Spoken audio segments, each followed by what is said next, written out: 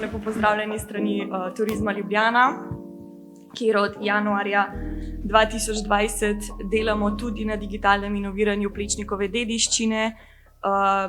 V mesecu oktobru letošnjega leta smo s projektom tudi uspešno zaključili. Nastalo je kar nekaj luštnih projektov, ki vam jih želim danes predstaviti.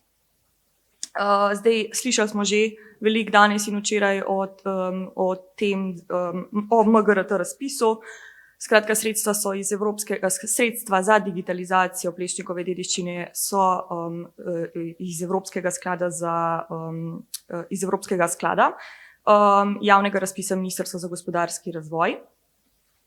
Izhajali smo pa iz naše raziskave o turistični potrošnji, kjer smo v bistvu ugotovili, da si naši turisti v Ljubljani najraje ogledujejo glavne kulturne znamenitosti, arhitekturne znamenitosti.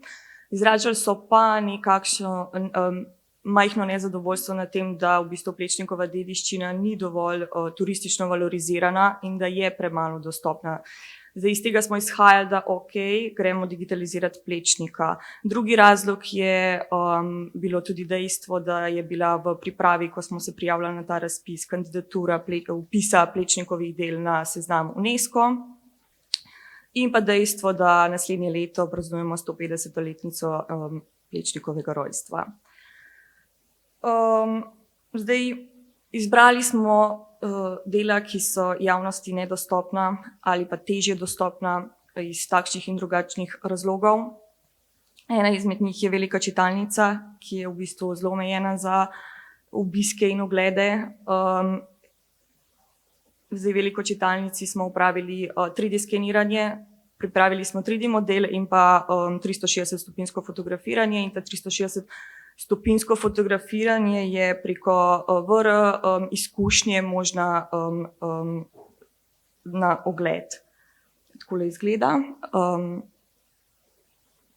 Tudi vhod v čitalnico in stopnišče smo 360-stopinjsko fotografirali. Drug spomenik so Plečnikove žale. Glavni vhod Propileje smo 3D skenirali in naredili 3D model, medtem ko smo ostale vežice, ki so za javnost zaprte, 360-stopinjsko fotografirali in tako smo v bistvu omogočili preko VR izkušnje sprehod po Plečnikovih žalah, ogled zunanjščine in notranjščin vežic. Zdaj, tle imate primer 3D modela, 3D modela vhodnih Propilej.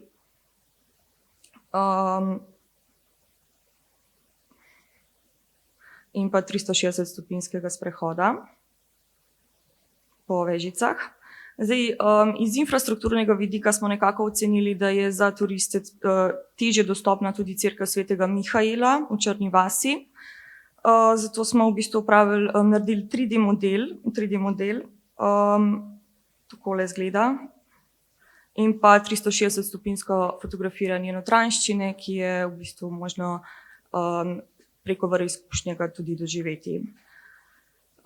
Vključili smo tudi osrednjo regijo, kjer smo v bistvu pozvali koordinatorje, namreč Turizem Ljubljana veliko sodeluje tudi z regijo Osrednje Slovenije. Tukaj smo pozvali koordinatorje, da posredujejo, kaj od Plečnika bi si želeli v bistvu turistično izpostaviti. En od predlog je bila Pirnatova vila v Homcu, ki sicer ni v celoti Plečnikova del, ampak je tudi delo njegovega učenca, Bitenca. Se nam je pa zdelo zelo zanimivo, da izpostavimo v bistvu tudi primer bivanjske arhitekture Jožeta Plečnika. Tukaj smo v bistvu pravili 360-stopinjsko fotografiranje in pa spomenike NOB v Polhovem Gradcu, ki ga imate tam na desni strani, tudi 360-stopinjsko fotografiranje. Zdaj, iz tega smo v bistvu potem pripravili cel kup nekih turističnih produktov, mislim 3, v bistvu 4, VR in AR izkušnjo, produkt Plečnikovih vizij in pa novo 5-zvezdično doživetje Mojster Plečnik. Video vam pokažem na koncu, kako v bistvu ta AR in VR aplikacija izgledata. Na hitro vam predstavim še prvi produkt, to so Plečnikove vizije. Tukaj smo v bistvu v aplikaciji Nexto razvili sprehod po Plečnikovi Ljubljani, ki vključuje štiri Plečnikova nerealizirana dela. Tukaj smo v bistvu sodelovali z Umetnostno-zgodovinskim inštitutom Franceta Steleta. 3D modele je pripravil Nejc Bernik. V bistvu si lahko obiskovalci poleg nekih klasičnih glavnih znamenitosti Plečnika v Ljubljani, torej s pomočjo AR tehnologije teh 3D modelov gledajo tudi dela, ki v Ljubljani niso bila nikoli realizirana. To je Mestna hiša, potem stopnišče na Ljubljanski grad, Mesarski most in pa Katedralo svobode. V prejšnji teden je zaživelo tudi novo zelo izkustveno, dolgo, poldnevno doživetje, čast velikemu mojstru Jožetu Plečniku. Veliko smo danes in včeraj govorili o povezovanju z kulturnim in turističnim sektorjem. Zdaj moram povedati, da je ta produkt dokaz tega, da sodelovanje obstaja. Namreč vključili smo 7 naših partnerjev, ki so se z največjim veseljem odzvali. Imamo Festival Ljubljana, ki sodeluje pri produktu, tukaj imamo Plečnikovo hišo, ki so sodelovali in se odzvali. Poudarek pa je na tem, da gre za butično doživetje, za majhno skupino obiskovalcev, da odkrivamo tako kopensko kot vodno Plečnikovo os, da je poudarek tudi na anekdotah in zgodbah iz življenja, iz Plečnikovega življenja.